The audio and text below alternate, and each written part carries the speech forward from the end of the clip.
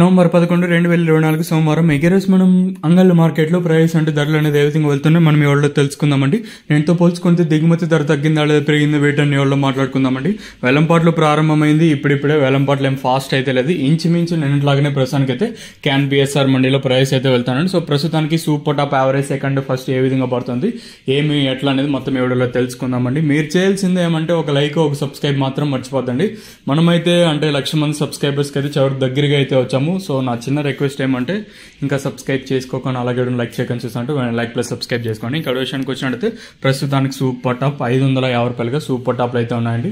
Number 1 అంతా 400 రూపాయల పైన 550 లోపల, సెకండ్స్ మరియు మీడియం క్వాలిటీలు 300 రూపాయలు, ఇంకా 270, 280, 220 రూపాయలు కట్టిన ఇంకా కాయలు ఉన్నాయండి. 200 రూపాయలు, ఇంకా 250, 60, 70, 90 ఇది ఒక రకమైన క్వాలిటీలు.